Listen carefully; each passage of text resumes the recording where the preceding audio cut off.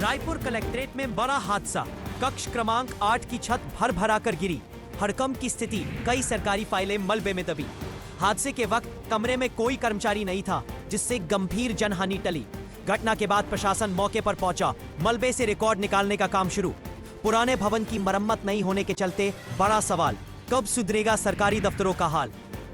तो इस समय की बड़ी खबर बता दें, राजधानी रायपुर के कलेक्ट्रेट में बड़ा हादसा हुआ है, जहां कक्ष क्रमांक 8 की छत भर भरा कर गिर पड़ी है।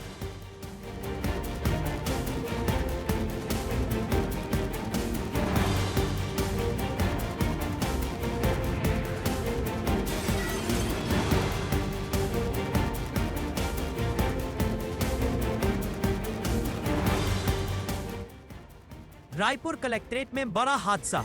कक्ष क्रमांक 8 की छत भर भरा कर गिरी। हड़कंप की स्थिति, कई सरकारी फाइलें मलबे में दबी।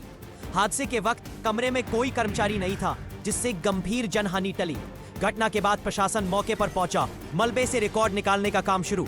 पुराने भवन की मरम्मत नहीं होने के चलते बड़ा सवाल, कब सुधरेगा सरकारी दफ्तरों का हाल। तो इस समय की बड़ी खबर बता दें, राजधानी रायपुर के कलेक्ट्रेट में बड़ा हादसा हुआ है, जहां कक्ष क्रमांक 8 की छत भर भरा कर गिर पड़ी है।